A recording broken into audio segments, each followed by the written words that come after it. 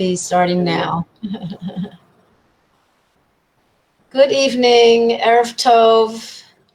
Happy holidays. Erev Good Tov. evening, everybody. My name is Dr. Tova Goldfein. This is TMS Roundtable Global. I'm always excited for Monday nights because I get to meet amazing people and hang out with Rose. Good morning, Rose. Hi, Tova. Good morning, everyone. From Australia, from Melbourne. Australia, it's morning. In Israel, it's 10 at night. Yeah, and it's 7 o'clock in the morning here. I'd like to introduce two amazing people, Galit and Ojas. Now, both of these people had a cancer experience, and out of that, I think the best way to describe what they found was that they found strength, healing, and peace. Now, all of those components we can find in TMS. Cancer is basically an overgrowth of cells. So when people hear the word cancer, they see death. But unfortunately, when they hear about death, they give up. But these two people didn't give up, and they have worked solidly now to help other people. Galit has an overall picture of psychedelics. She's an overall picture of cannabis, as well as the usual meditation, etc. And Ojas is a Qigong expert now, and I presume he got that expertise from his cancer and that he didn't have it beforehand. So, audience, remember, cancer is an overgrowth of cells. And I often wonder if cancer is there, again, like TMS, to remind us to step back into our own lives and see what's really going on within us. So, Galit, would you mind giving us a little overview of what happened to you, and then come straight in from that onto the points that you've done? You know, listen to your intuition, take responsibility, see that stress doesn't help any sort of chronic illness. So, and the other thing that I got when we spoke to Galit was the fact that fear is a component of all chronic illness. And if we can break through it, you know, like the footballers break through their symbol when they run onto the field. So we have to go to the cancer, we have to go to the TMS and see what it's telling us and break through it to go to the other side. So, and that's why I use that strength, healing, and peace that people need to actually embrace. And these two people have found a way of doing that. So over to you, Galit. Thank you, Rose. Okay, so I'm 47 years old now, a mom of 3 children, and I discovered breast cancer 5 years ago in October 2015. And 2 months later, I discovered that I have in my bones. So in 2 months, I became from cancer stage 2 to cancer stage 4. It was in my lymph and in my bones. And I lose my father 2 years before I discovered that I got the illness. So he did everything conventional. And I saw his journey, which was very hard, and I decided to take another path and try different things. So I started to read every day articles and books in Hebrew, in English, how to heal myself and to know my own cancer. And I discovered that there is between 7 or 9 points that are commune to every person that heals himself from cancer, or what we call a miracle. And I started to do that anecdotes. I changed my diet to vegan without sugar. I start to do meditation and imagine how the cancer is going out of my body. I believe faith is something that is common to all these people that I found that they heal themselves from cancer. So I worked a lot with my faith. And like you said, Rose, I work a lot with the fear. I didn't saw cancer as equal death. I saw cancer equal lesson. And I told myself, I have a lesson here. I'm going to find what the lesson is, and then it's going to go away. And actually, after 3 months, a tumor of 5 centimeters from my breast gone away.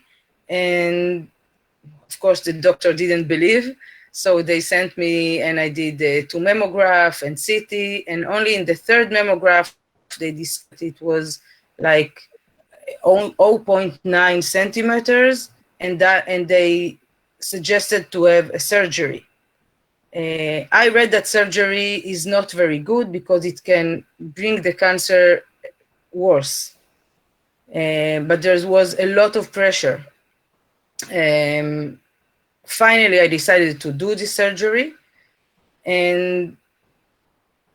but I refused to take chemo, radiation, and biologic pills. I took only hormonalic medicine because I was my cancer was for estrogen, and after 1.5 years, also what I had in my bones also disappeared, and I did a lot of things. So, of course, also shamanic medicine like kambo, which it's a poison that the Indians of Peru making from frogs. I did cannabis. I did psychedelic. I did all kind of stuff that I read that other people that heal themselves did. And like you said, for example, to take responsibility, what it means. It means that I didn't look at the doctors like God. You know, every Jewish mom wanted her son to be a doctor. So or marry you see, one, or marry yeah, one. or everyone, and you see like the doctors are, and I didn't. I thought differently. Okay, the doctor can say what he wants, but it's my body, and I will decide what to do inside my body. I'll decide my protocols, and to take responsibility, it means that I can hear everyone, but the decision finally will be only mine, and I'm going to manage this protocol of myself. I changed all my language. Okay, I didn't call it a war against cancer or the battle against cancer, because I don't believe in wars. I believe in love. So as I told my children, mom's gonna love herself so much that the cancer will go away from my body with love. And I changed all the language in Hebrew. Okay, like Tova, I talked with her before about it. We say in Hebrew to meet the cancer. And so I met him, and he's gone now. Or it's a lesson, like I said. So responsibility is about everything. It's to do meditation 3 times a day. It's to read a lot of books about it and to see what other people did, to manage it by yourself. And listening to intuition, it's very important. It's the same, okay? It's if I feel something that I don't want to do, I'm listening to that feeling, okay? If I listen to my guts, to my stomach, okay? And I wait in my own quiet, and I'm like, it's also meditation, but I think, is it worth it? It's not worth it. I'm afraid. I'm not afraid. What it's going, and if I feel that I feel fear, so I'm saying to myself, okay, what can I do with this fear? I can go through it. I can walk around it. I can press it more inside my body and don't think about it, which I don't recommend because that's bring more diseases. I believe that you need to talk about it, to write it. One of the dots that are common to all these people that heal themselves is intuitive writing. For example, you can write everything on the paper. If you're angry, so you can curse on the paper. You can do everything. Just let it out. You know, in the West, we think that our feelings are, if you are in joy and happy and laughter, it's good. And if you are in fear or sad or frustrating, or so it's bad. And I don't think it's like that. The feeling as they are like waves, and you just need to feel them. If you are afraid, say that you're afraid. It's okay to fear. In Hebrew, each word and letter it have a meaning. So, for example, in Hebrew, fear it's pachad. Pachad, if you are read it opposite from the other directions, it have another meaning, which means dachaf, which means to push. And I said, okay, I'm pushing myself out of it. I'm going to push myself out of it. Fear is not something very bad. It's awakening call sometimes. And that's, so in NLP, that's what I'm doing today. I change all my interpretation to everything. For example, you can take a picture of the Mona Lisa and put her in a wood frame, and I'm gonna bring it to you as a present, and you'll tell me in which market you bought it. And now I'm gonna take the same picture of the Mona Lisa and I put with the gold frame, and you will say to me, wow, from which museum you took it? But it's the same picture. So it's only different perspective. It's only a different frame. So you have to reframing your everything, the way you look at this disease. Okay, so because I have only 10 minutes, yeah. I'm saying that really, really short, but to make the long story short, I heal myself, and I'm from 5 years since I discovered it on my body. I'm 3 years now without any cancer. And the doctors don't know what to do with me, actually. But I think they have respect for me. I'm doing lectures in hospitals in Israel, and they understand now more that you can't only use this method that's only looking at physical body like the conventional medicine does.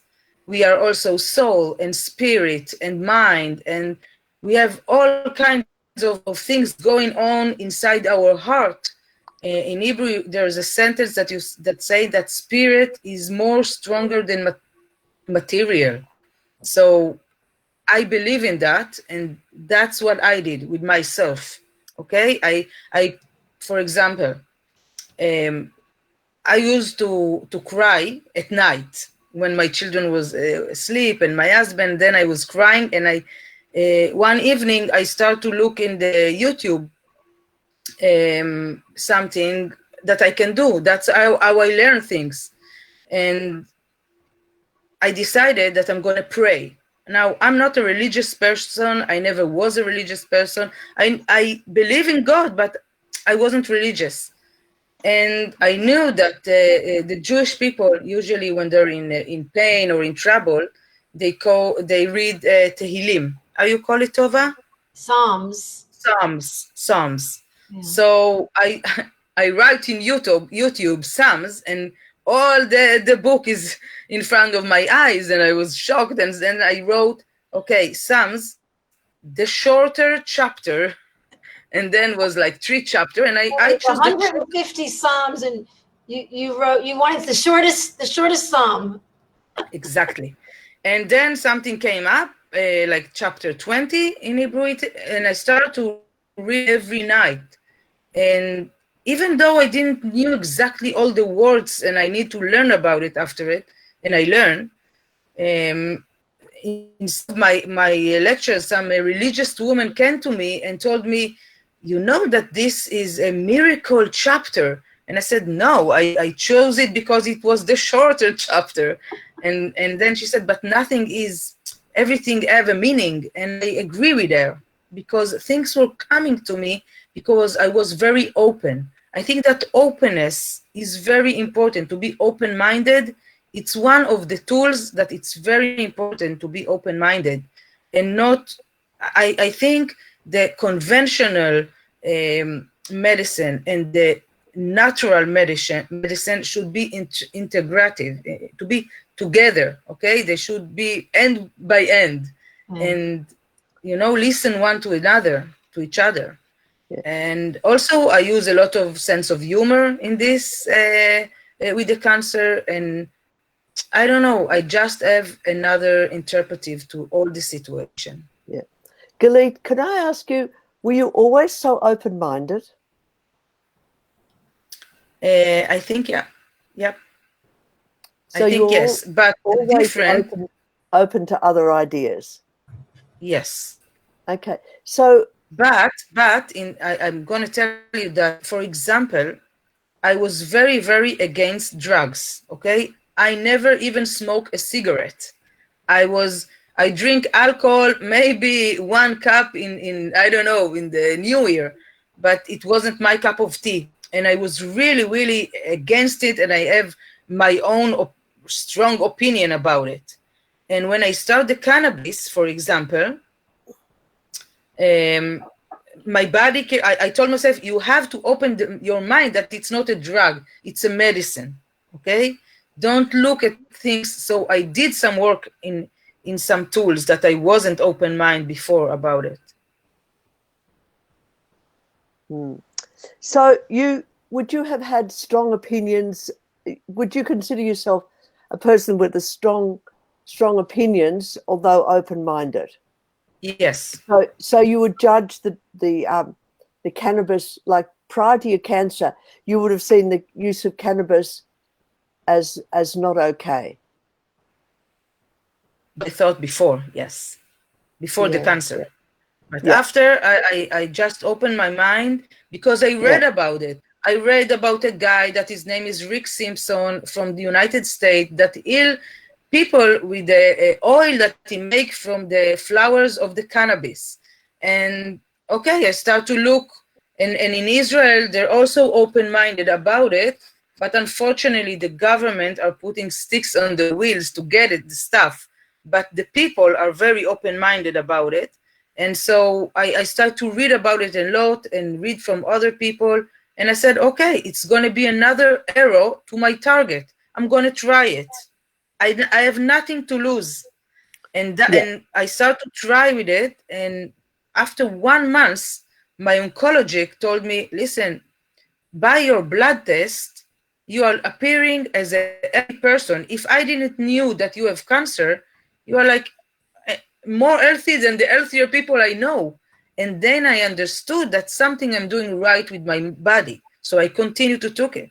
Now it have its downside, okay? The cannabis, it's a medicine, and medicine also have, it's not perfect, yes? You have a downside about it. But I learned it about my body. I listened to my body. If it makes me feel not okay, so I took a less dose of it, okay? I choose the protocol to myself. Yeah. Well, I was just sort of pointing out that that we need to be open-minded when it comes to health and medicine. And as you said, listen to the doctor, but don't necessarily take on board what they've said, because they're in a particular funnel and they don't know about the rest. And they're not going to give you I think the doctors, the first thing I learned about the doctors, I'm sorry, the first thing I learned about the doctor, I went to, one doctor told me that I have to take some, it's called in Hebrew kurkum. It's a root, a yellow root you put in your food. Turmeric. It's turmeric. It's an herb. An herb, turmeric. Turmeric. It's very good for the joints. It's very good for the joints. It's like a red, orangey herb that people use on vegetables and meat and things. Have you heard of it, Rose? Yeah. We call it turmeric. Turmeric. So he told me, listen, you have to take this turmeric, and he was a doctor in hospital. You have to take it, and he told me where to buy it, and I bought it. But because I'm a searcher in my soul, so I start to read about it, and I got a site on the internet and of American doctors that did some search about it, and they discovered that, first of all, people that have stones in their kidneys or in their body, it's not healthy for them because it can make your to tear you apart from inside. It's not healthy. And also, after 5 years, it knows the cancer, so it get used to the cancer, so it doesn't do the cancer is get using to that, and it doesn't help you. So I sent this article to my doctor, and I asked him, what are you saying about it? First of all, is this source is okay? Because there's lots of excuse me about the language, but a lot of bullshit out there. So maybe, I don't know, someone's wrote it, and he told me, no, it's from a very good site of doctors. It's okay, and please stop to take the curcum. And then I understood that the doctors doesn't know everything. They doesn't learn nutrition, for example. They doesn't learn the psychic. They doesn't learn spiritual, and we are whole. We are holistic person. We are not just body. Yeah. Thank you. Ojas, can we move over to you? And Ojas now teaches Qigong, and please tell us how you became the expert. Master, maybe, is probably the right word. So hello everybody, I will introduce myself in a few minutes, and then I'll talk about my journey of healing. I'm 51 years old. I live in Pardes Chana. It's a small town in Israel. I have 3 kids, and I born in a kibbutz in the Galilee, near the Sea of Galilee, and where Jesus will walk on the water. So we always ask, how does Jesus walk on the water? How does it make it? It just knew where the big stones are. So we're looking for the big stones in our life. And Very good. I was practicing Qigong, Tai Chi, and meditation 30 years, for the last 30 years. And I was living mostly in India, but also in Japan and China for almost 7 years. Basically practicing Buddhism and Taoism and Qigong and Tai Chi. I was mostly living in ashrams and Zen monasteries. And after, when I came back to Israel 20 years ago, I was established a center for body-mind centering, and with a lot of courses of therapies coming up. And I was myself teaching in many colleges for alternative medicine, mostly the students of Chinese medicine, and I work as a psychotherapist in the clinic, holistic psychotherapist, we can say, mostly with the tools of focusing, of Eugene Gendlin, if you know, NLP, guided imagery. I'm working with body work. I'm a practitioner of Twina and deep tissue massage. And I work also with the stuff of the journey of Brandon Base. So when like my mother, she used to have cancer, and my grandmother, she used to have a cancer, and my grandfather, both of them died of cancer. So they're years old to go to do this check of colonoscopy. So I did this check, and they found that the tumor in my colon, adenocarcinoma, 6 centimeter, and basically it was stage 1. So first of all, when the news came, my wife, she freaked out, but I wasn't. I knew that I'm gonna win it from the very first minute.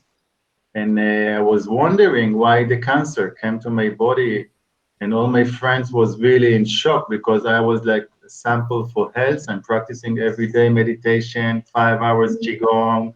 I'm a vegan, like everything. I'm a happy person, and I have no troubles in my life. Everything is cool.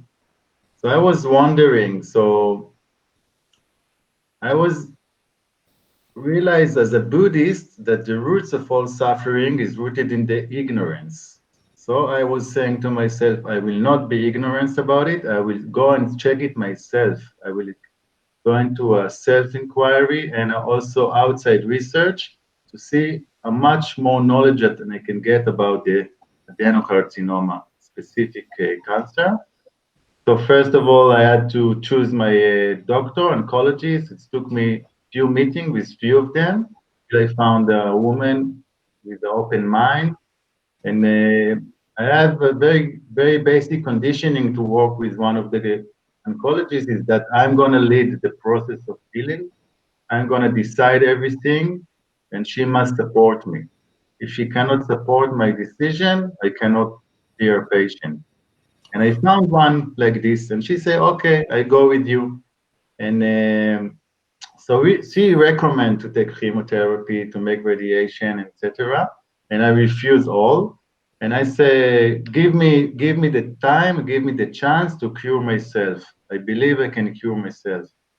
So first of all, the first things I did, I dropped everything. Everything that I did till that day, and I working hard, like 15 hours a day, here and there, I dropped everything and I made a stop.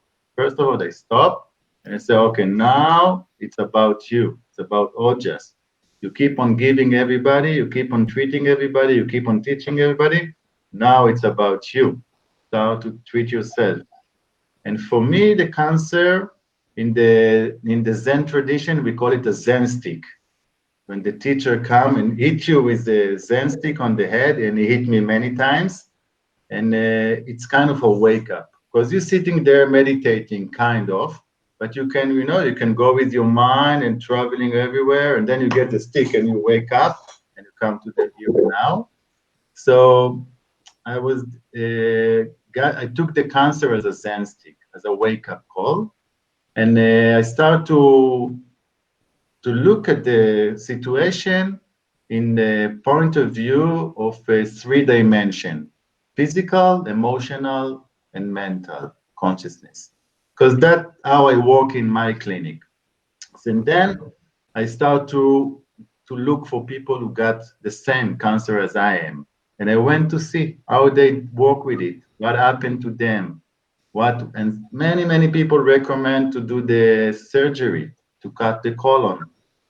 Which is kind of a simple surgery, but I met many people that got into many troubles after this surgery. Like the colon gets thick, the colon gets twist, many problems can happen. And it's not so simple. And I realized that any interruption, any things that interrupt in the body, cutting, whatever, it's not easy for the body.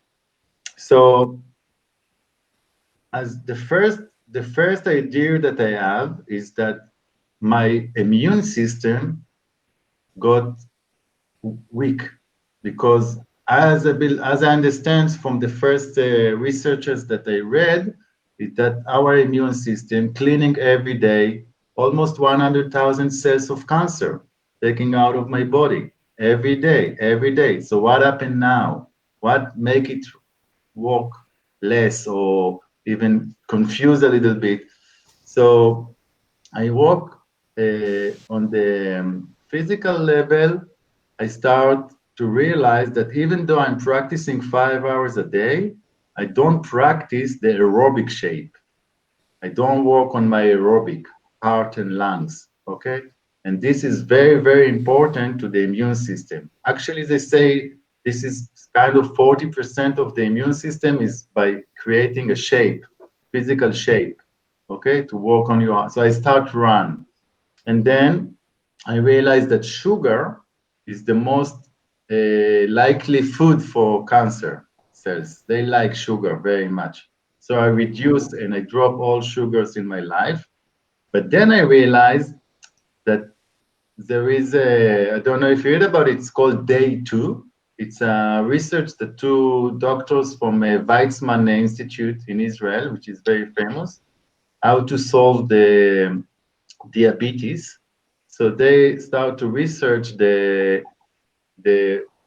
colon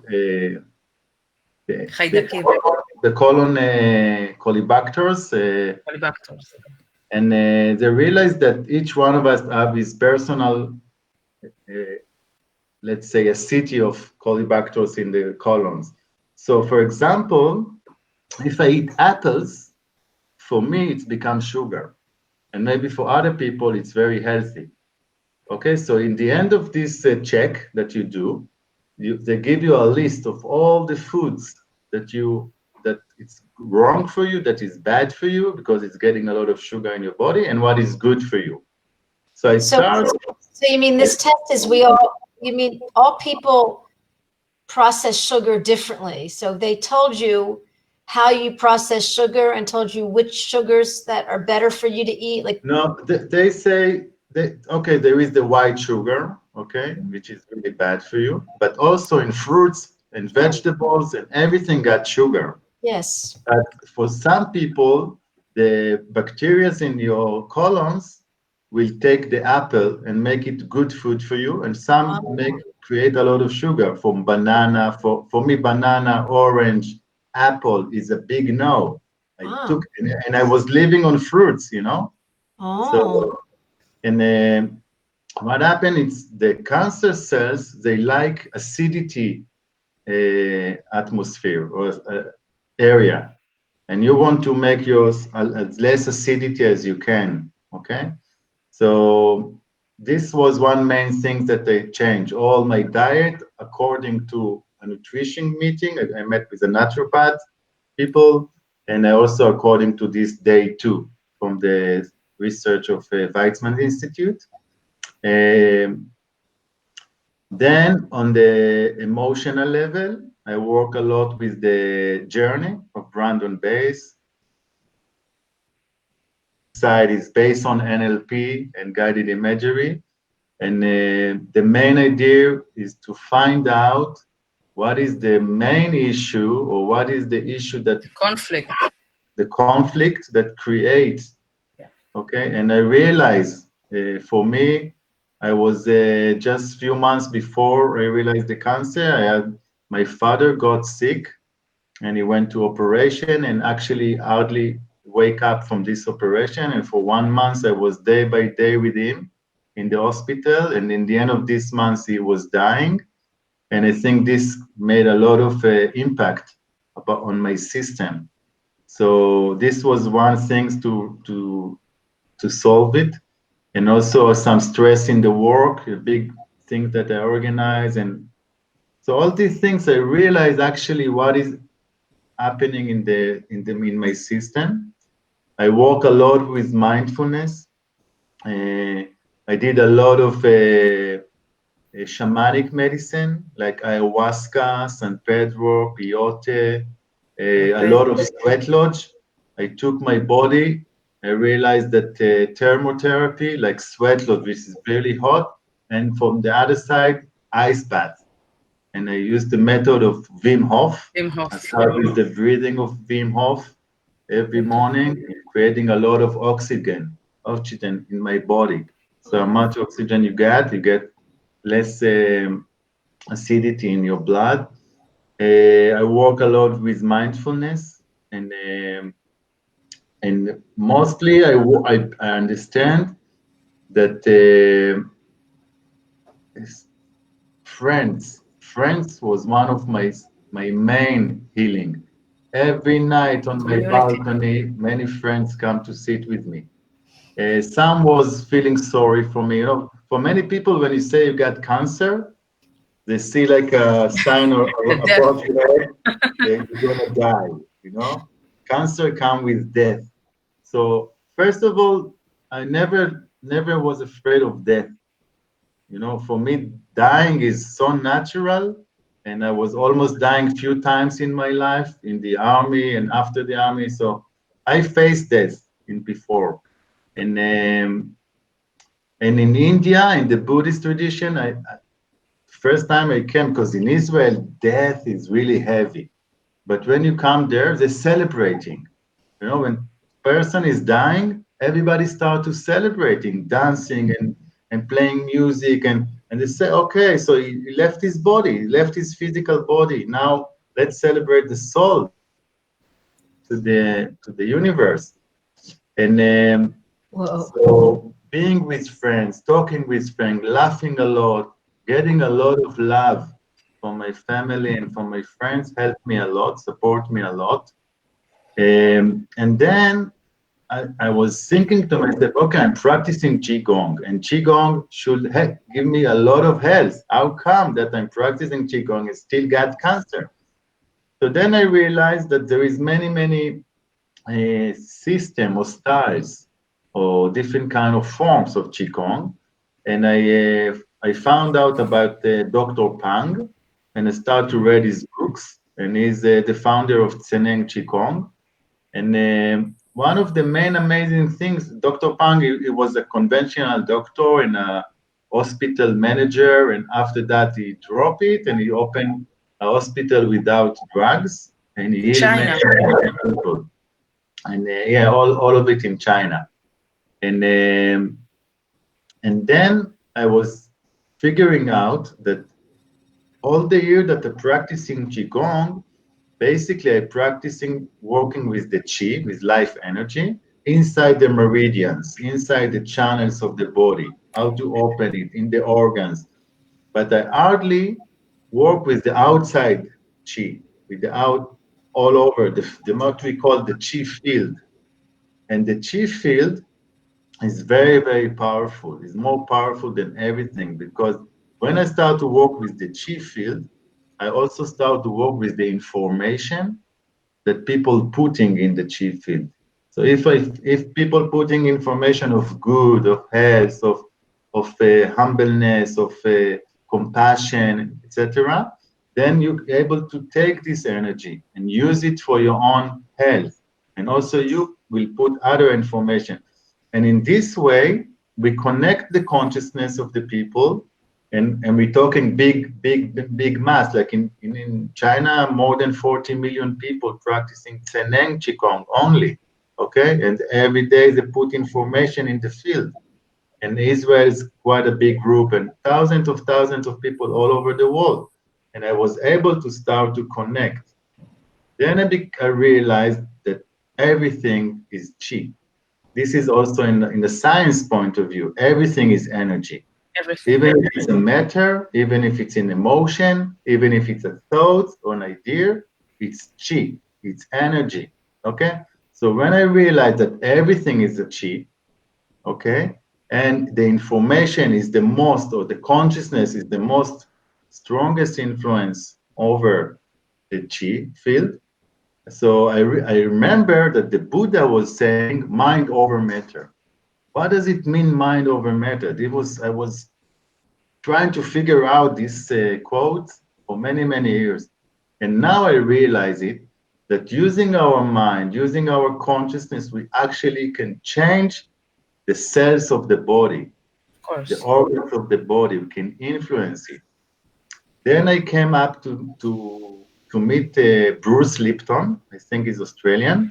Yeah. And Bruce Lipton, he wrote the book, The Biology of Belief. You familiar with that book, Tova, you know?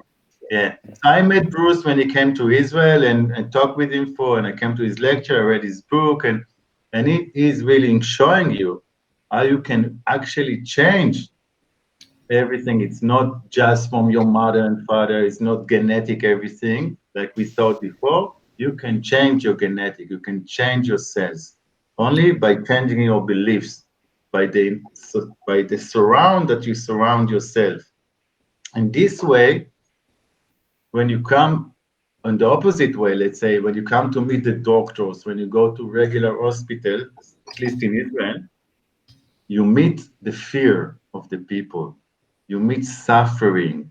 You meet miserables, okay? You meet all this energy that you don't want to be next to them because it's not supporting you at all, you know? So I start to go less and less to the hospital. And one more thing that I also study was the GNM, German New Medicine, of Dr. Hammer. Yeah, And this is amazing stuff. I'm just learning it for the last 2 years, but I'm really impressed with it. So, and I did many more things, including Cambo, and I went to Holland to special retreats, and I don't know how much time do I have, but let's open for questions. talking. Thank you for listening. It was beautiful. Beautiful. Tell us a little bit more about these things. Now, from what you were saying, Ojas, you realized there was emotional conflict going on in your life when you had to sit with your father as he died. And Yes. that was what came up for you, and then the cancer came up. I think this was one of the triggers in my body.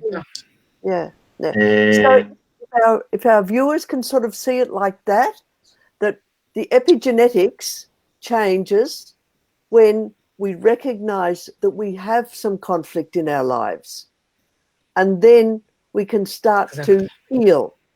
Exactly. And that's in a way what I was sort of like asking Galit earlier on about what was the catalyst that actually made you more open-minded.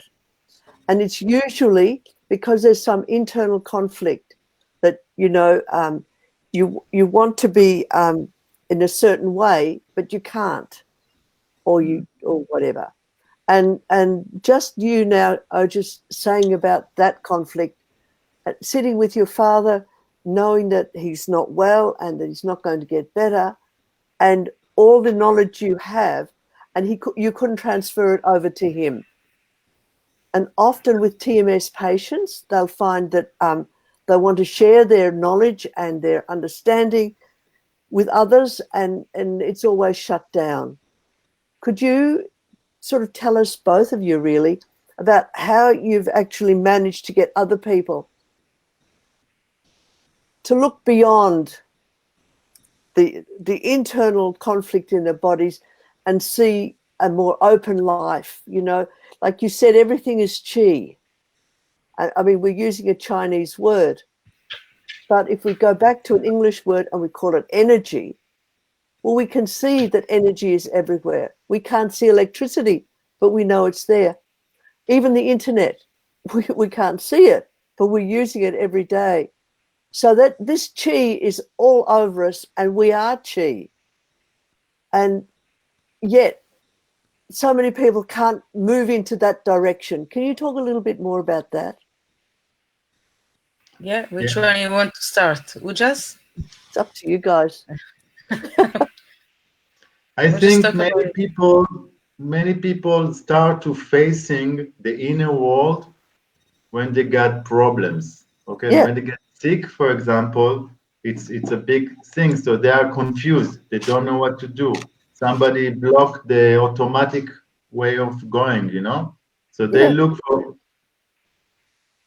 It's actually from the point of view of the alternative way, it's a good, because it's a gate to try different things. To say, okay, I walk this path, but this path lead me into cancer, into disease.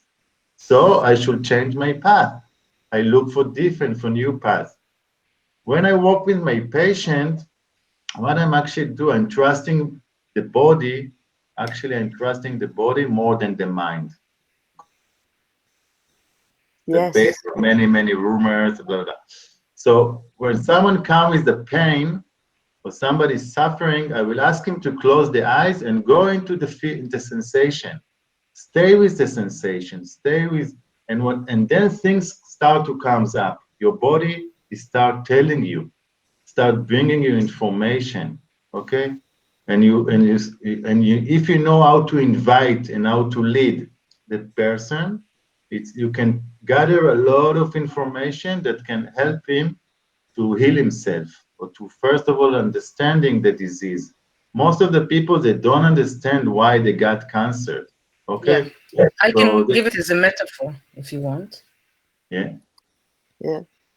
If you imagine that in your body you have water, we are 70% water. Okay, now imagine that you have like I don't know, a lot of water in your body, like a lake. Lake is running in your body, and in the ears you are putting scharim. You're putting like barriers. Okay, now you want to take some boat to go in the river, but the barriers doesn't let this boat went through.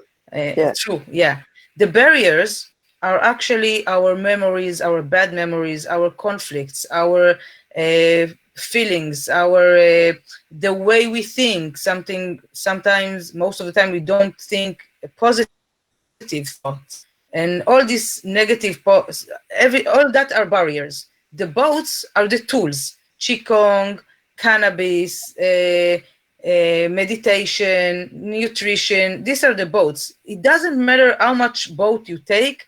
If you don't take the barriers down, they're gonna stuck. If you take the barriers down, and that's the emotional work or the mindfulness work, whatever, so the boat can go freely, and in the time maybe you will need less boat. Okay, so that's in metaphor way to understand how you heal yourself. And you know, each place in your body, it means another conflict.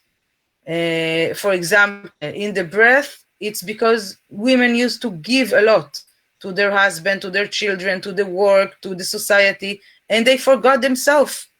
And the woman she forgetting herself. So I need to put this pyramid upside down and think, where is Galit, for example? I'm first now because I want to live for my children. So I'm first now. You know, when you're going in the airplane and there's the oxygen mask going down, you put first on yourself and then to your child. So it has some logic in that. And that's the thing that the women that have breast cancer need to understand. And then, like Ojas said, the German new medicine that it's from the 70s, said that each place in your body that you have cancer, it's a different conflict. So in the right breath, it's a conflict that you have with your husband or with some man figure in your life. It can be your dad, it can be your husband, it can be your brother. If it's in the left side of the breath, it's a conflict with your mother. If it's in the liver, it's a conflict with anger. You need to let the anger go to see why you're so angry and about who and what's the rage that you're inside your body. If it's in the lung cancer, it's sadness. So you need to let the sadness go. If it's in the bones, like I had, it's a really bad self-esteem. So you need to rise up your self-esteem, to love yourself. I work a lot with the thing that Louise Hayes talked about it ages ago. And all the things that U just mentioned, I did everything that except this day 2, because I didn't have what he had, but everything I did, the Qigong, everything. But that was the tools. The main work to heal yourself, it's what is going inside of you. Exactly. The inner job. Yeah. The inner job to come down. Yeah, I'm with you. Sorry. No, excellent, fantastic. You used a beautiful metaphor. Yeah. But also it's the barriers, as you say. It's the barriers to healing, and it's the barriers to feel for yourself. Of course. I have a lot of barriers. One of the barriers, for example, is judgment. So I find myself judging people, and then I said, okay, where I'm judging myself? And then I start to do work with that, with judgment or with criticism about myself. A lot of women think that they're not good enough moms. So I did work with that I'm a great mom. I'm enough mother. I'm enough as a wife. I'm enough as I am. And it's a work. Yeah, exactly. Wow, you two are amazing. I'm just so grateful that you came on and shared with. I hope our audience can see. Yeah, there's a bunch of people watching, but there's just a comment from Gail, who we've seen before to our show. But she said, when we want things to be different than we are, so true. Yeah, we can never be at peace as long as fear is stuck in our body.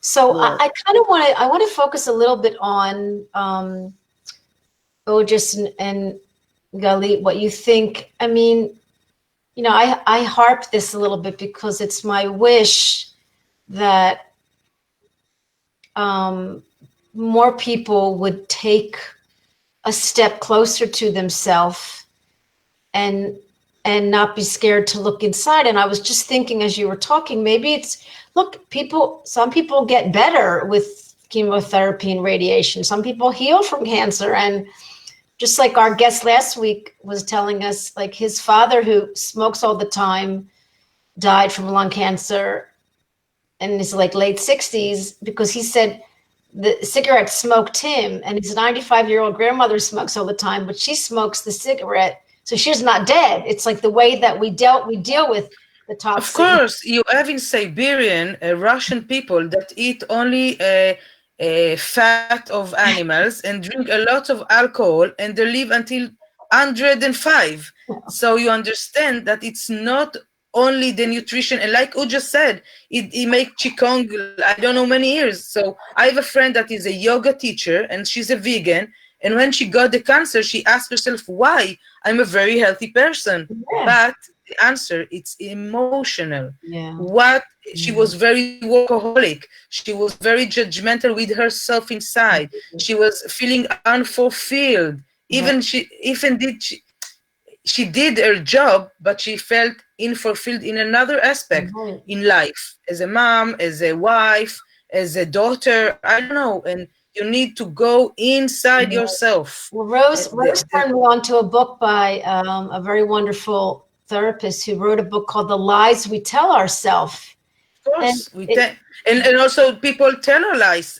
I think the main thing that I did, and I advise people now that dealing with the coronavirus to do, is shut down the television, shut down the noises from outside, and start to hear yourself, because you're amazing. You're an amazing person, and what's up and here inside, wow, you're a diamond. Start to peel like you peel onion, and you can discover amazing stuff. But the noises that we live today, all the stress. Israel is a very stressful country. We have news every half hour. You have news here, and all the soldiers with the army. I love my country. I won't leave her. It's a good thing and bad thing, like every place. But I need to learn how to manage my stress, how to manage my life. I need to take responsibility about my life. Right. So I really, you're speaking such beautiful wisdom. So I'm curious, like Ojas and Galit, Rose and I are on the show, and there's so many people educating, and I guess what I want to know is,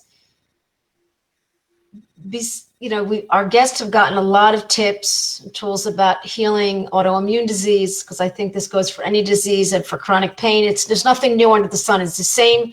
You said so many words that Rose and I use.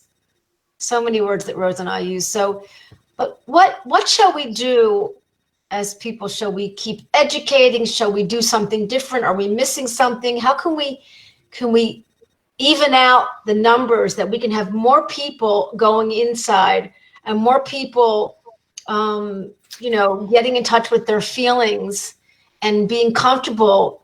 You were so right on. Rose always talks about that. Anger's not a bad feeling. Anger's a good feeling. There are no bad or good feelings. So what's your suggestion, Ojas, that we should continue to do in helping each other and helping ourselves, helping our children's generation, our grandchildren's generation? What do you think? I think basically, I don't know all over, but most of the society are post-trauma. And we are suffering from this post-trauma.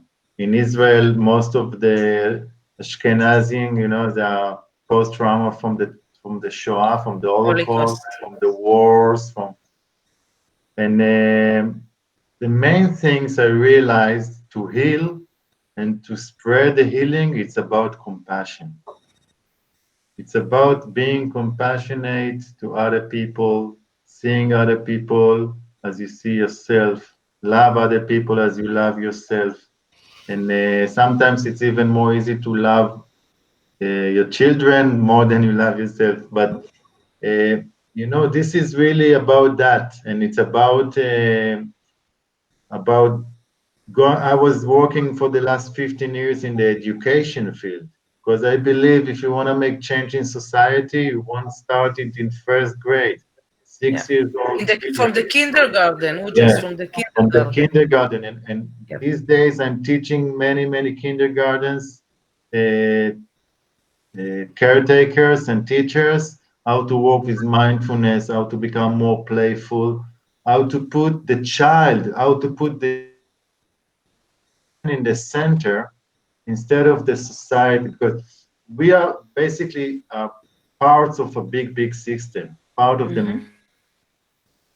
matrix use us in order to continue. But we want to change this, to make a shift and to start to think, no, this is about me. Each one of us is the center of all the universe. Okay? And we are all connected. And we come here for short time, and soon we're gonna leave. This life is so short, you know? Yeah, we are only here for. So first of all, don't take it too seriously. Because once Master Emilia said, the serious is the sickness. Yeah, Don't be exactly. so serious about life, you know, light up. You know? Really? Even Well, if you get exactly. cancer, even if Exactly. Dancing, laughing, it's also tools, it's also boat in that river. And education, to answer your question, Tova, education, I think it's one of the things that we need to do, how to educate our children that they have the power to heal themselves from, I believe, from everything. I really believe in that.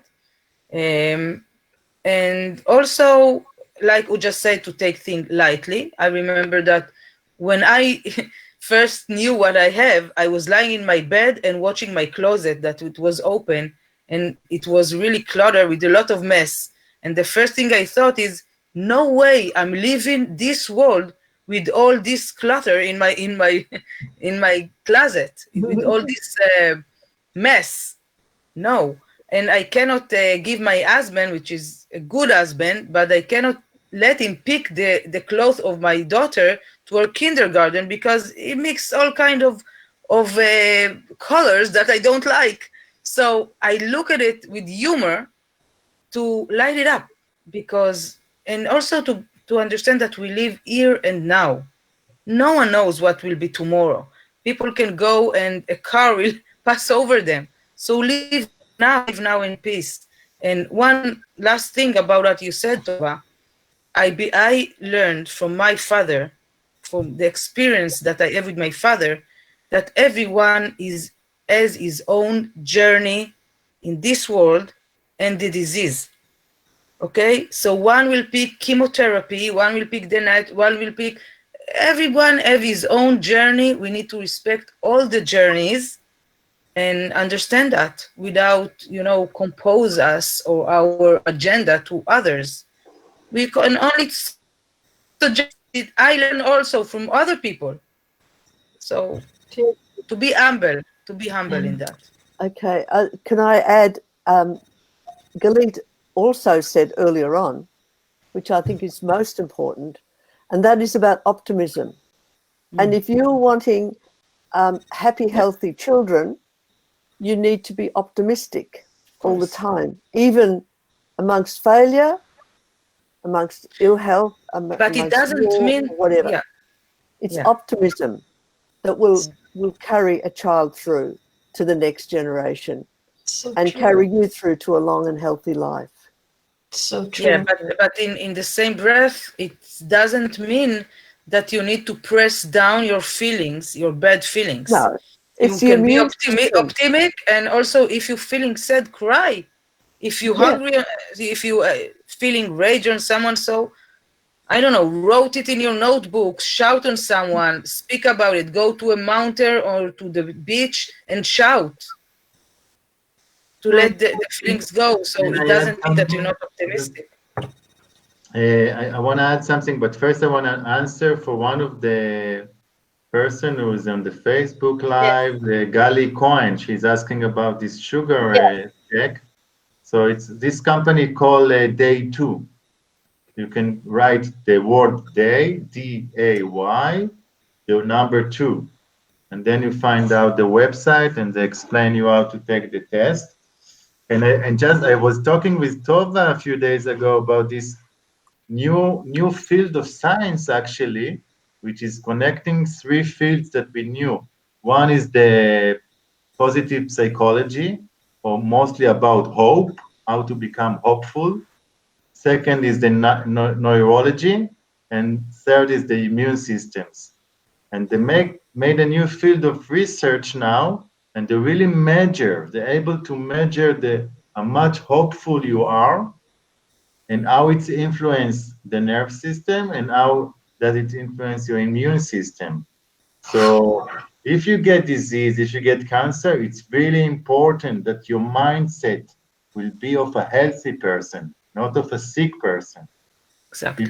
If you meet with the cancer, if you meet with any big disease, it doesn't mean you are sick. Your body is meeting it.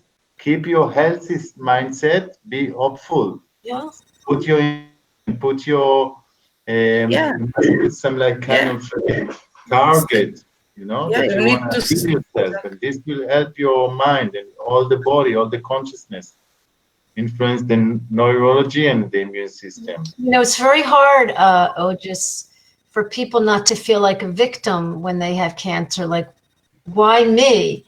Like both of you and every people, all the people that I meet around cancer, it's like, rather than why me, it's like what Moses said. Well, I didn't ask why me. I have to say, I never asked why me. I did ask why my children need to experience a mom with cancer.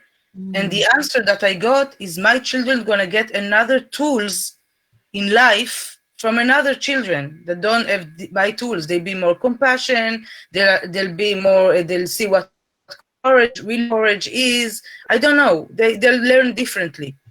But I never asked myself why. If you ask my oncologist what she thinks, because she's very conventional, and I ask her, she thinks it's because I don't see myself as a victim. So it's very important not to see yourself as a victim. And I understand that people, and that's why to read a lot of books and to hear a lot of story that people get out of it. There's the famous book, Dying to Be Me from Anita Moorjani. You know about it, Rose? Beautiful, yeah. Beautiful lecture. She was dead. She was dying, and she got back. I'm not saying that everyone is get back, but because each one have his own journey. But everything is possible.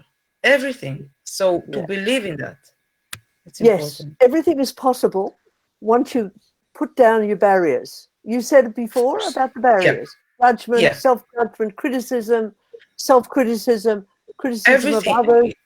But I believe everything is possible before I got all the barriers down. It's a belief it was the first thing. It was a knowledge. When I get to the oncologist, before I start anything, I ask her how many years I got to live. And she said, well, if you do our protocols, you have 8 years to live. I'm waiting to this. I have 3 more years to the 8 to bring her a cake to celebrate my birthday, to tell her, you see, I'm still alive. When I got out from her clinic to my husband, I started to think how much my children are going to be in 8 years more. And then I told him, no, I'm going to add O to this 8, and I'm going to live until 80, and I'm going to see grandchildren for my little daughter. It was a knowledge and a belief before I start even to deal with my barriers. You understand? Lovely, so beautiful. Yeah. It's called hope. You brought in hope a little bit earlier on. I didn't make a note of it, but it's you walked into your oncologist who didn't offer you hope, but you found it within yourself. Exactly. You see it like that? The hope rose from your gut up into you, into your chest, and energized you. The chi, as Ojas said, came to you and grew, didn't it? Yeah, I made it grow. And I made it growing every day. I'm doing Qigong every day, even though now 3 years I don't have cancer. I still making Qigong. I don't think that Qigong is inventing the cancer. I believe that that my inner job is more. Your mindset. Yeah. Yeah. Ojas, would you talk about, I know that Qigong is such an important healing modality, and I want to share it with the TMS people, that something like Qi is the important thing that's being lost in people with chronic pain and chronic disease. And could you, even if you give them can you just give them an overall picture of how it works? The whole body mind thing within movement. Because remember, With movement? Okay. like Tai Chi even, I don't know what the difference between Qigong and Tai Chi is, but both of them are amazing. And when you're in China, everyone's doing Tai Chi out on the street. It's just amazing to see. And you've lived in China as well. So would you share a little bit about that? Because in the Western model, not many people know about this, I don't think. Yeah. So as I said before, everything is energy, everything is Qi. And sometimes in the West, we understand Qi as something is a mystery, but it's not a mystery. It's the things that make our hair grow, the eyes shining, every functioning of the body is about this life energy, okay? So one important thing to understand that it's about movement, yeah? Because life is in a movement. Life is moving all the time. Everything is in a movement, okay? And every movement in life want to come into balance, okay? Or every moment we say homeostasis. All our biological systems want to come into homeostasis, into balancing, but they never come into balancing, yeah? Because we keep on having the yin-yang, okay, plus, minus, okay? So there is a movement. So a movement, also emotions are movement, okay? So if we allow emotion, thoughts, everything to move, it will fix themselves. It's come into balance, okay? And when we are blocking the movement with beliefs, with stiffness, with stress, okay, all of that, or laziness, or doing nothing, the movement, the energy don't move. The energy need to move, okay, all the time. And it's need to move softly, almost effortless. We call it in Taoism, we call it Wu Wei, effortless. Slowly become effortless. So as you become more and more effortless, you become more close to your nature, to your true nature, okay? And it's really, really helpful to go outside of buildings, outside of cities, into the nature. This is really, really important, okay? Really To be important. around plants, around trees, around animals. To go barefoot. It's called grounding. To go barefoot, to meet Earth, Mother Earth, to go to the sea, to go to the lakes, to go to the rivers. It's really, really important. And then slowly you go into deeper into understanding this energy and this frequency. You can find it in many, many ways. Also music, all the healing sounds. I used to listen a lot and there is one kind of frequency that is really create healing in yourself, okay? Yeah. So I'm not sure. There is a question about. Yeah, there's a question if Tai Chi is healthy like Qigong, and there are also Zhineng Qigong. Clearance about this. Tai Chi, the Qi of Tai Chi and the Qi of Qigong are different Qi. Not the same symbol in China, okay? Tai Chi, it's the meaning of Tai Chi is the symbol of yin and yang. In this way of full balancing, the supreme ultimate balance between the two forces of life. Okay, you can call it masculine, feminine, sky, earth, whatever. Okay, body, mind, whatever polarity you take, you can call it yin yang. So when they come into this shape, it's called Tai Chi. Okay, the Chi of the Qigong. Okay, it's meant to life energy. Okay, and that Qigong maybe it's 5,000 years old, and Tai Chi is something like 800 years old or 1,000 years Wow. old. Okay, so but the people who developed Tai Chi, these monks, Buddhist monks, they based it on two main things. One was the martial arts, the kung fu, in order to defend themselves, and one was on the healthy way and practicing the qigong.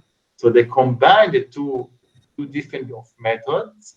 So they create this movement also softly and slowly. So and slowly it's become basically a practice of meditation. It's a meditation in movement. Okay. But in a way, this meditation of Qigong, normally like in Buddhist meditation, you're practicing watching, witnessing. Okay, so you detach from all the conflict, from all your conditioning, from all the noise. Okay, so you want to detach and become very, very clear and very clean observer. Okay, in the situation. But in other ways, in the practical way of movement and things, you want to be part of the movement. Okay, so it's not you are practicing qigong, you are doing this movement or that movement, this area or that area. You are the movement. Wow. All of you Yeah. become a movement. Okay, Exactly. and in this way, when you come to become one with the movement, there is no more I do it the movement. So you in a way you clear this self from the ego, okay? And you're able to be. So if you do it for a long time, it's a great, great experience, okay? Because you are one with everything, okay? And even sometimes when I'm practicing long, I'm losing the sensation of the boundaries of the physical body. I can even Wow. become so huge, big, you know? I can come to visit you in Australia, Rose, even in Good. that, you know? Yes, Because it's energy have spiritual. Exactly.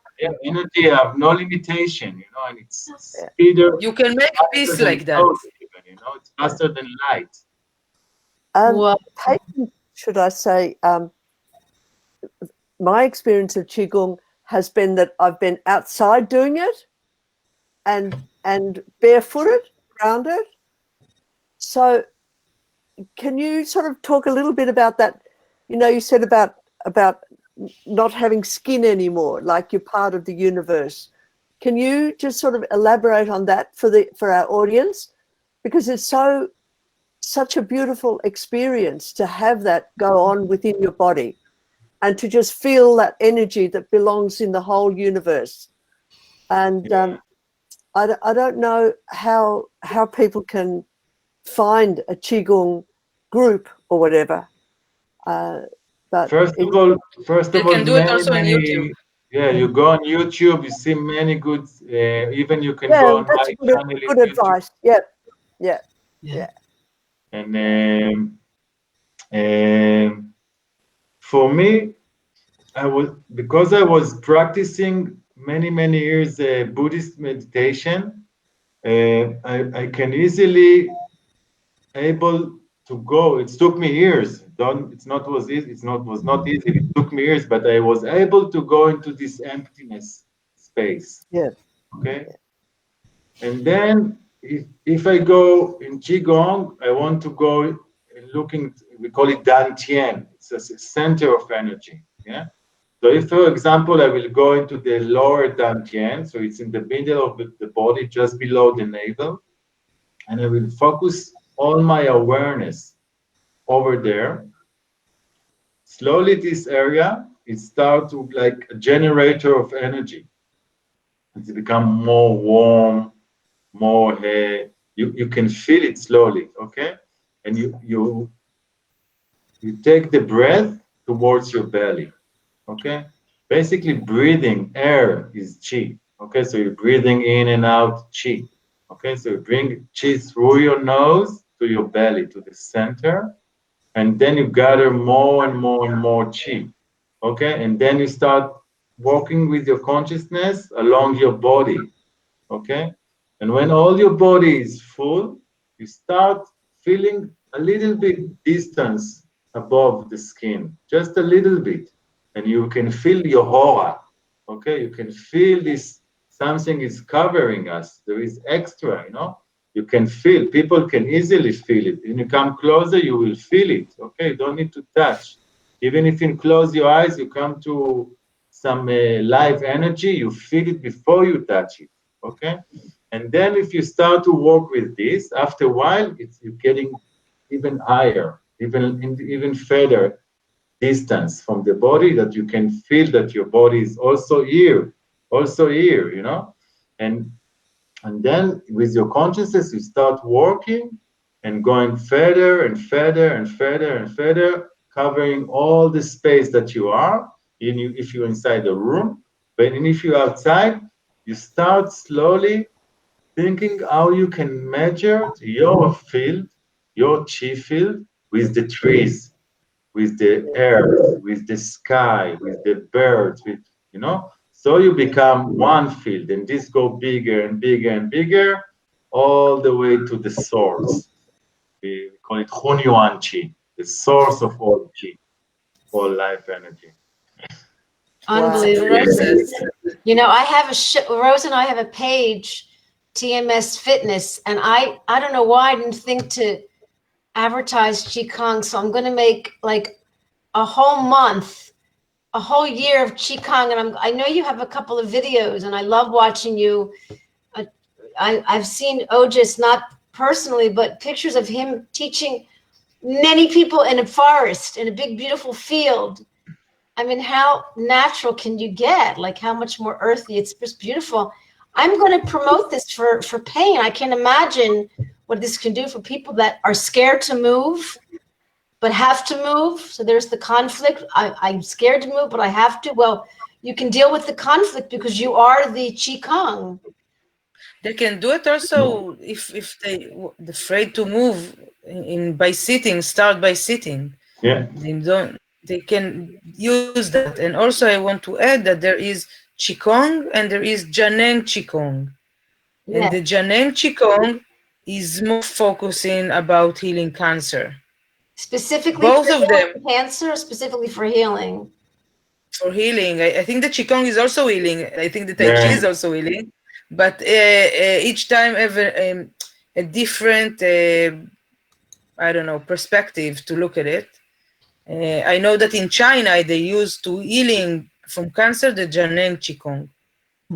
My teacher of Zhineng Qigong, or Zhineng Qigong, he said there is more than 5,000 different Qigong in China. Yeah. Different styles. More than 5,000. It's amazing. Yeah. Amazing. It's like the Jewish religions, they have so many. It's like the Kabbalah. Like we have the Kabbalah in Israel, they have the Zhineng Qigong. I think we talk about it, Rose. I told you about it. It's like I have a friend that go to China to learn it, and it's very secret. It's like a religious. Wow. Yeah. It's not secret at all. No. This is one of the most beautiful things that Dr. Peng do.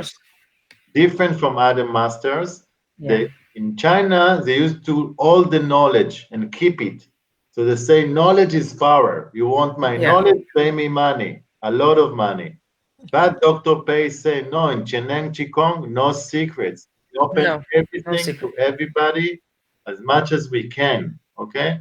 And he wrote all the knowledge in books, and you can get them, and no secret. It's amazing. Yeah. Wow. Well, I lived in Shanghai for a while, and I could see in the park, all the ladies are out there doing their qi every morning. It was lovely to watch. Yeah. Wow. Wow. Amazing. It's very, very popular here in Israel, and I'm just it almost sort of seems too quiet for me, but there's some kind of message for me to move a little bit more towards the quiet as opposed to towards the noise. So for each and every one, you know, it's beautiful, really, really. And I would like to ask one more question. First of all, there's some people that have come on later. If there's any more questions out there in our Facebook audience for Ojas or Galit, they're here. They live in Israel, and if you need their information, I can give you their emails. And so good to be global with our guest tonight and with Rose in Australia. The other question was, I find it kind of a paradox, which is just my sort of trying to figure out things. But, you know, here it's like there's this beautiful, peaceful, wonderful, healing thing coming from China, you know, and then we had Corona coming from China. I think that's the paradox of the world, that it's not for me to judge. I don't think it's a paradox. I think it's like yin and yang. Every place in your body and in your world have good things and bad things, and we need to accept it. That we have good, bad, and bad things in life, in everywhere, in every person. That's life. Yeah. So I don't see it as a paradox. The Chinese have a beautiful thing. They are beautiful people. Of course, I think the problem is the governments in the world. That's my opinion. But also inside of the government, there are good people and bad people. Yeah. What were you going to say, Rose? That was good because you were there. Say, that's her optimism, isn't it? Yeah. See that, and then it builds her immune system, and then apoptosis can happen, and the cells that are degenerative or whatever are expelled. Look, could we, just before we finish, could Ojas actually mention something about a little bit more about the gut flora? Because Gail asked about that. And you were saying how the gut flora, about how one fruit will be good for one person and not for another, because it's all fruit is all fructose, as we know. Vegetables, fruit, milk, and everything ends up as sugar except protein, correct? Yeah, that's right. So Gail mentioned up there that, you know, how could it be for one person one thing and another person another? Because we're made up as you said, what is it, 70% water, but the rest is bacteria. So, and that gut bacteria manages our whole, like our brain and our thoughts manage us and our criticism, etc. But our gut bacteria manage our processes within our body. They're our little slaves, I suppose you might say. And if we've got slaves that aren't, I don't know, I was going to say healthy, but there are a different gut bacteria that we develop. And of course, we originally get it from our mothers. And then, of course, we go and have it changes all the time. It kills them all off. So then new gut bacteria have to come along. And Ojas is actually talking about that, but he didn't actually he didn't develop it any more than just mention it. Could you just mention it a little bit more so that people watching can understand that one sugar, it's not the sugar, it's not the apple, it's the gut bacteria that are creating the energy. So they say we have more bacteria and viruses in the body than body cells. Oh my God. Really? And if you take all the bacteria from your body, it's something like 2.5 kilos. And they are mostly involved in many immune system processing. Okay, they're helping the body. These bacteria and viruses, we couldn't live without them. Okay? Wow. So basically, they're part of us. And 99% of them live in the large intestine, in the colon. Wow. And it's true that when we are in the womb, we are sterilized. We are not in a sterilized area. Okay, so when we go from the birth canal, it's the first time that we start taking bacteria into the body, okay? Wow. And then after that, from the surround us, in the first 2-3 years, we build up this colony of bacteria in the guts, in the colon. And it's really different. There is hundreds of different types, okay? So in this test that they're doing, they ask your they put in the laboratory and they check the meta test of what is building this colony of bacteria of you, how it's made up. And it's different. Like I can tell me and my wife we did, it's really different. Yeah. And they give you the names of the main ones, okay? Wow. Then they know how these bacteria are reacting to different kind of foods, okay? So they know that, but it's really important to see, like if for me, for example, white rice is not good, okay? But if I mix the right rice with tofu or with olive oil, it's okay, okay? So it's all the time matter of combination. And it's also changing. But I wanna add something really important about food in general. We don't need so much food. Myself, I'm eating once a day, really, and it's enough. We also living in this society, especially I don't know the Jewish society. It's about food. All the holidays is about food. All the caring of your mother is about we have a joke food. about it. They In the push, history, they they're trying push, to kill us. Let's go eat. And you don't need so much food. You don't need, okay? And in China, they say, less you eat, long you live. Oh, Okay? Really, you don't need so In much Hebrew also food you in have your life. it in Torah Rambam. Yeah. So if you can, but this is a big conditioning. And I suggest to each one of us that want to really go into self-inquiry, into a self-processing, he must, first of all, to see what is managing us and how to turn and we start to manage it. If I believe that alcohol is managing me and I really need alcohol or sex or food or whatever, so you go and you do your treatments about this. So you're gonna do fasting. I did fasting many times, okay? After 4 or 5 days of fasting, you feel great. And then you realize I eat from the mind, I don't eat from my belly. There's a new research. You cannot stop speaking, you go fast, make silence retreats, whatever you need, you don't give up for yourself. Whenever you see something is managing you and is stronger in your life, so you go and face it and go radical facing, okay? Wow. Don't let yourself fall into the traps of the mind. It's really important. Well, so we don't end the show on poop. We'll talk about one more thing. But it's wonderful. You know what? It's so important to understand your body. I mean, even John Sarno, may he rest in peace, talked about knowledge. And, it's not for the doctor to know about us. It's like they're the doctor. I mean, Rose and I talk to our patients, say, you're the doctor. We're just messengers, me and Rose. You're the doctor.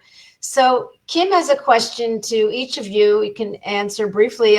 How did you eliminate the fear? I know she heard that you walked through the fear, but she wants to hear how you eliminated it. If you can talk personally about that. Me? Yeah. I didn't eliminate fears because I told you I'm against wars, so I'm not eliminated no one, not the cancer, not fear. But I work with it. First of all, I read, it's important to know which fear, because people have lots of fear. Do you have a fear of death? Do you have fear of pains?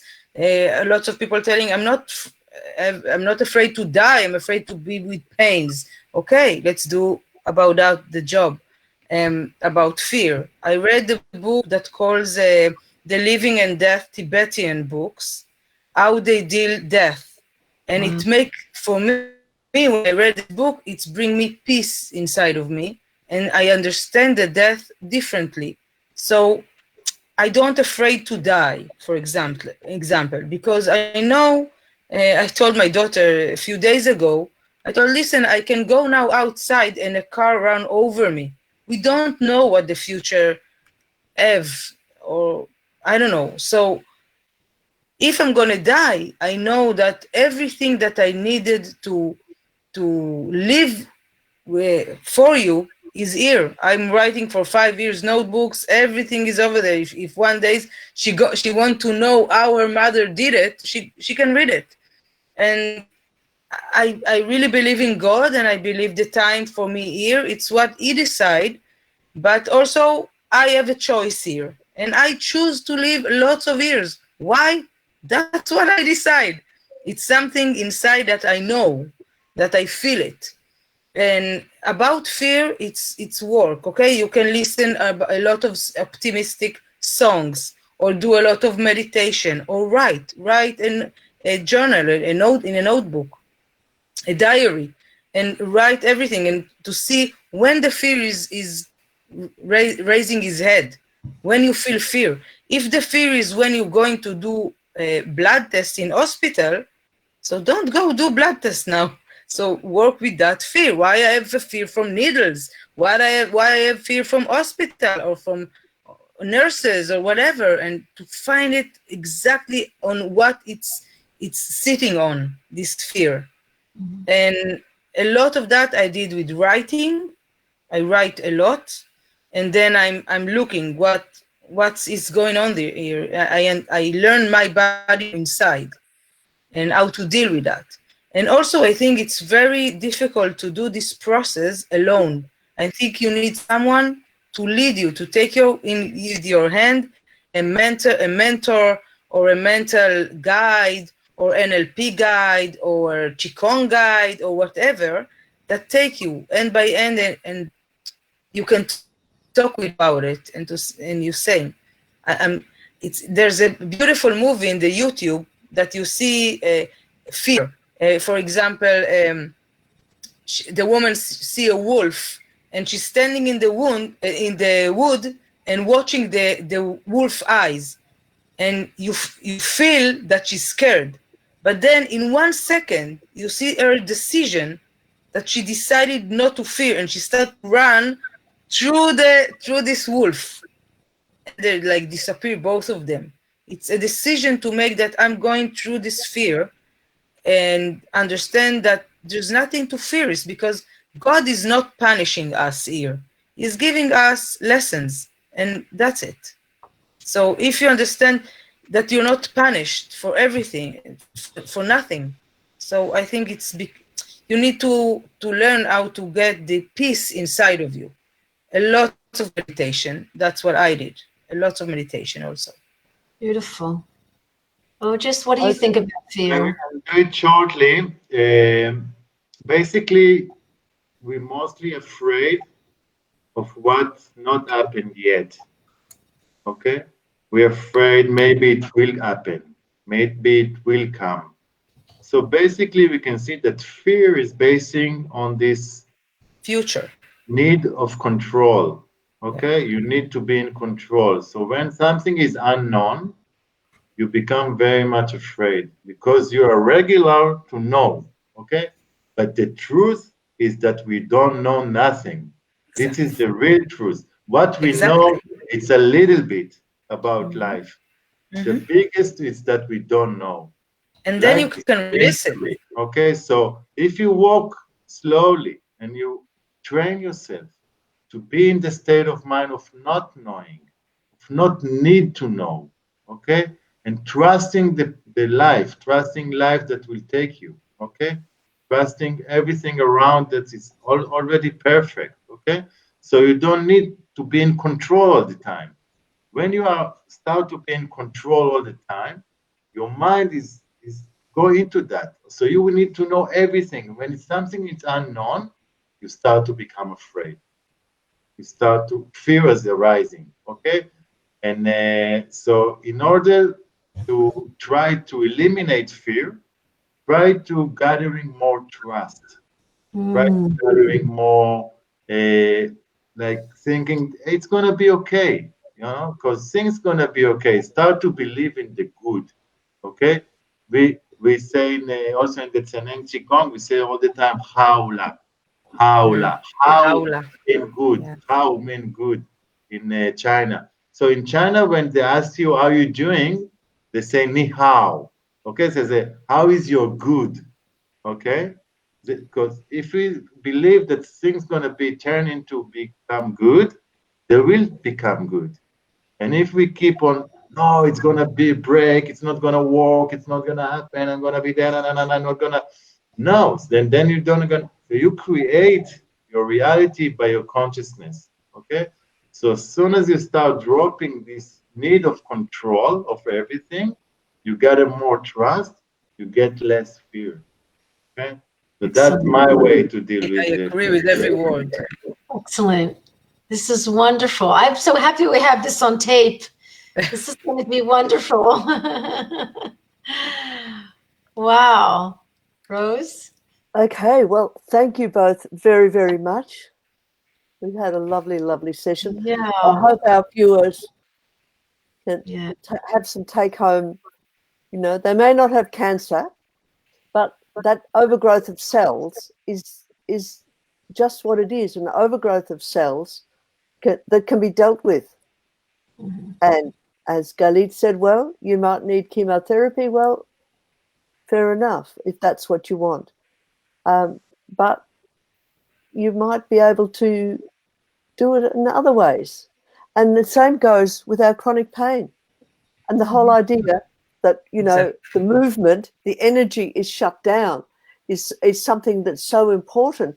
Cancer, the energy is exploding within our body. Whereas with TMS, it's imploding and we're shutting down and we're not doing anything. And what we need to do is face the fear, break through it. Right. And like that whole Qigong or even the Tai Chi movement, it creates a soft flow of energy.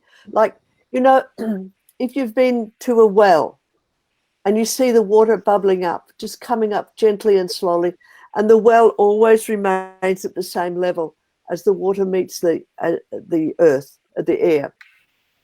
And that's what slight, gentle movement will do.